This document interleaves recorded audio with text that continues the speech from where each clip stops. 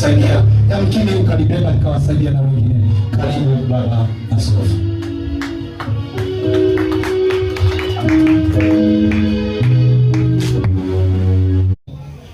Na mafundisho yako. Dumu katika mambo hayo, maana kwa kufanya hivyo utajiokoa nafsi yako na wale wakusikiao pia. Akurupuke tu kufanya kitu chochote, lazima aweze kuitawala. Kama ni hasira, atawale hasira yake mwenyewe kwanza, kujitawala ile namna ya kuidhibiti. Niliapo, usinyamalie machozi yangu, kwa maana mimi ni mgeni wako, msafiri.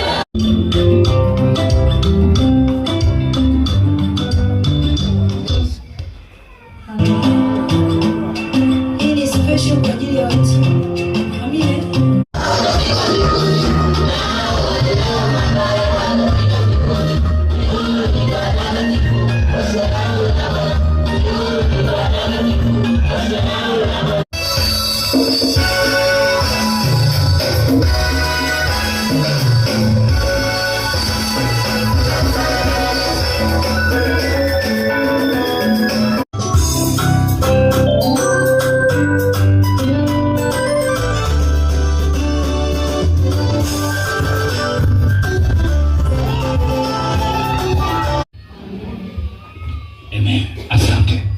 Huyo ni mchungaji Amos Jamson Mengo akiwa amefanya huduma hii katika kuheshimisha madhabahu, kuheshimisha kazi za Bwana. Mheshimiwa diwani mstaafu huyo, wakilishi wake huko pale, jamii haijatutupa mkono, ni heshima kubwa sana.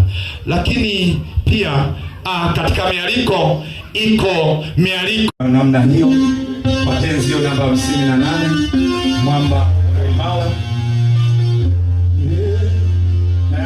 zinafanyika kwa ajili ya maandalizi hayo. Basi ni mambo hayo na mengine, inapendeza sana. Ni hili desturi tu ya kawaida, mambo yaende katika utaratibu. Haleluya.